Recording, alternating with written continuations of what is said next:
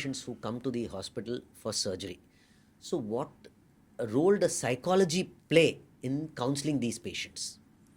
See, the biggest mistake happening in counseling is there are two, three things. Let's say common complaint from our counselors is basically patient said yes when the counselor or a doctor counsel, goes back home and says, "Oh, I will think about it." Correct. So it's not the procedure which the patient is rejecting. Basically, what you have to understand is the uncertainty, which is or the fear because of which the patient is thinking about it. So, for example, cataract surgery. So why patient doesn't get done because it's not an emergency procedure. It doesn't. There is no pain or anything. Patient might accept when the counselor talks about the procedure, but when he goes back home, he might say no. Basically, because he feels that, oh, should I really have the surgery? Will my vision come back? My other eye is okay. Why should I get operated? How much time it will take for me to recover? So all these uncertainties is what patients are not able to overcome. Overcome. So have our counselor talked about this. Even for example, let's say many times in your hospital also patient might be waiting to see the doctor. So the biggest problem is not the waiting. The biggest problem patient is facing is I don't know how much more time I have to wait. If you say, sir, you have to wait for another 1 hour to see the patient, to get seen by the doctor, patient is okay to wait. So a system of, say, a simple queue management system where you actually display that, okay, patients, next you will be seen within half an hour, 1 hour, they are ready to wait. So this is a concept in psychology called uncertainty aversion. So uncertainty is the biggest problem which patients are seeing. So let's take the example of these companies like Ola, or Uber, or Zepto. What do they do? So they show the map. They say this person will come within 10 minutes and this is the route he is coming. Correct, So correct, you are correct. okay to wait for 10 minutes, Very 15 true. minutes, particularly because it's food. So that uncertainty is what we have to address basically. And a queue management system, this is a psychology. Patients are willing to wait for 2 hours, but they should know that they should be waiting for another Okay. two They should hours. be informed. They should be informed. So that is one of the biggest counseling psychology which we are addressing. Second thing is, I have seen many hospitals which give 20 options for cataract surgery. So there are so many lenses: multifocal, monofocal, blue tint, or the extended depth of focus. So many options you are giving, the counselor gives. So patients get a choice paralysis. This is a psychological phenomenon called choice paralysis, because when you give more choices, patients get confused and they don't Confused. actually come back. So we say limit your choices to less than 4 for a surgical procedure. You say these are the 4 options available. So let's say, taking example from the industry, McDonald's doesn't give you 100 options of food. McDonald's will give you only little. In a burger, there are only 4 or 5 options. Basically, it helps you to choose this thing.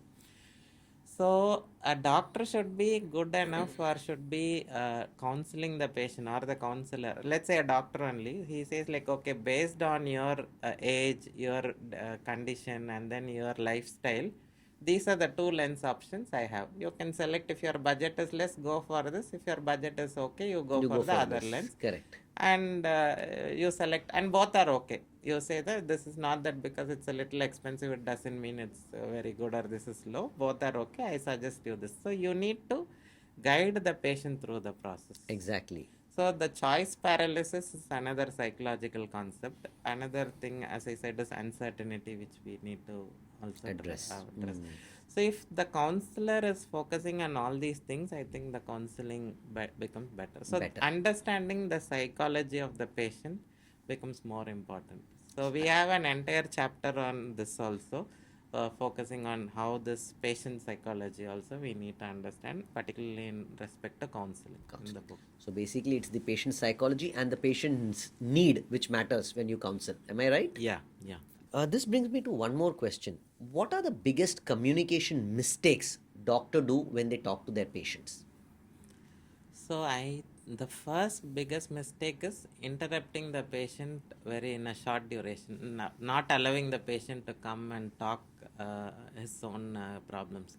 because we doctors are very busy always, so you don't allow the patient to even talk about his complaints for even 2 minutes. I think the first thing is, don't interrupt your patient too early. That is something which one of the biggest communication mistakes. So you might be a busy practitioner, but let's understand from the psychology of the patient. He has been waiting for 2-3 hours to see you, Correct. Correct. and you don't give him an opportunity even to talk for 2 minutes, then that becomes the biggest communication problem. Even in that 2 minutes also, sometimes I've seen many doctors, they will not give that undivided attention to the patient. So he might be typing on the computer, filling the EMR, or some staff will come and interrupt about some surgical date fixation, or you might get a phone call. So understand from the perspective of a patient, somebody waiting to see you for two, and he is just seeing you for 1 day in a year. He is not going to come regularly, and he already has a good opinion, lot of trust and everything on you. That's why he is coming to you, but you're not giving that attention to that patient and interrupting him. So allow the patient to at least talk for 2-3 minutes and give him that undivided attention. That is one communication and suggestion which we can give. Second common communication mistake is lot of technical jargons. Doctors Okay. use a lot of Technical technology words. which patient might not understand. For example, in our discussion, we had things like astigmatism or aberrations, or even 4D phaco, or all these things, robotics, all these things. Patient, as a doctor, for us, these are day-to-day regular terms, which for us it's normal.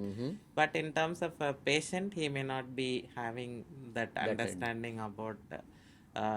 This thing, that is the second common mistake. And third communication error which we make is, if at all a patient is complaining, we always go on a defensive mode. Basically, say a patient says something, a patient might read a 6-6 after surgery, and but still say, sir, I have some dryness, I Dryness still not seeing or some clearly. glare or whatever.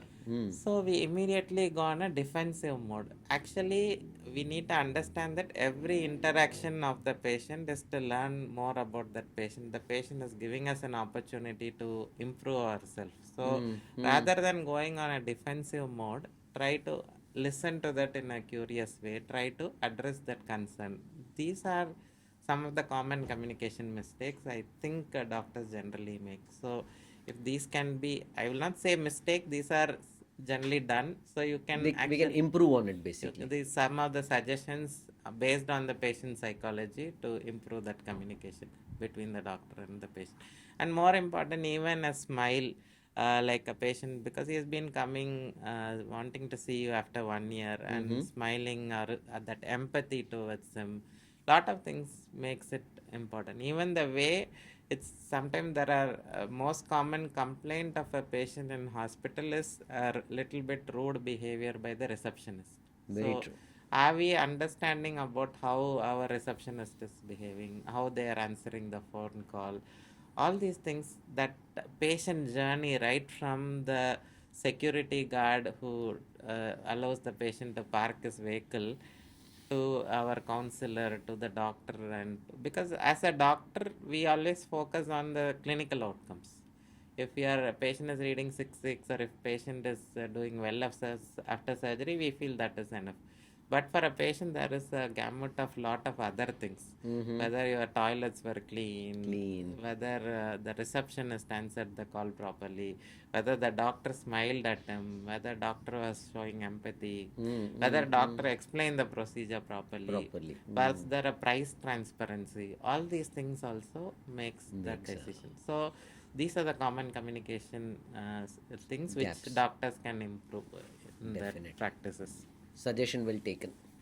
Why do doctors always hesitate to talk about money with their patients, whether it is surgical fees or their OPD fees, or whether it is investigation charges? Why do we always hesitate?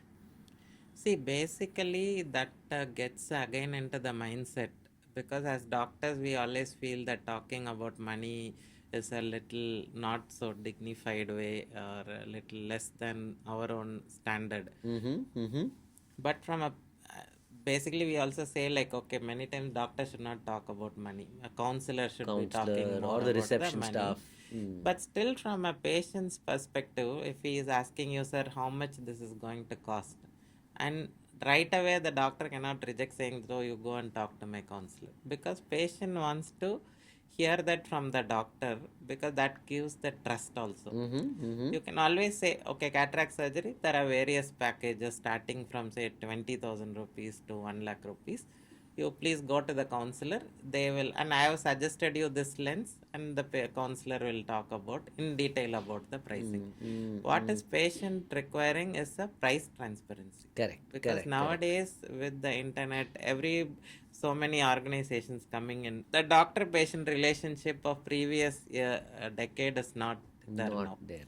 So understanding about that price transparency and talking about money definitely is not bad. Bad. Sometimes say if a patient comes and tells you, sir, your charges are high, why did you increase your consultation fee and all these things, you can always explain to the patient that, see, to provide all this good service, to buy these equipments, to maintain this hospital, pay salary to staff, we need to charge this much. So you can always explain it in a polite way to make that patient understand. So price transparency comes to the psychology of price transparency. transparency. So basically what patients want is, okay, this organization has a very fixed price, they are not going to overcharge me.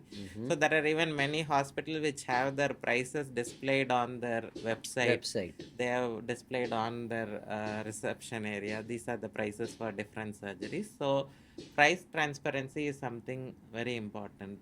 So I don't think doctors should not talk about money. There is nothing wrong in talking about money. Whenever the question comes directly from the patient, you can always talk. If a patient is going to ask for a discount, you can always say, okay, there is also a little bit, always give a little bit of leverage. So have a small, because somebody is asking you for a discount with an intention that, okay, this is, I trust this doctor, I have been coming to him for 30 years. So what is the difficulty in reducing say 2,000 rupees or 3,000, whatever is affordable, rather than telling that, oh, my price is always fixed. We are not like a regular retail company, we cannot put tag that fixed price. Can I say, okay, sir, because you are asking, we'll give you 2,000 rupees as discount. That satisfies the ego of the patient. So, Okay. and he becomes very happy. Let's say, so the same patient goes and refers you another patient, always calling this patient again and telling them that, sir, That this patient thank you had for come. referring this patient. And when he comes for another treatment, giving him a little bit of discount. All these things are perceived in a very good way psychologically by the patient. So there is nothing wrong in talking about money. Doctors can definitely talk about money.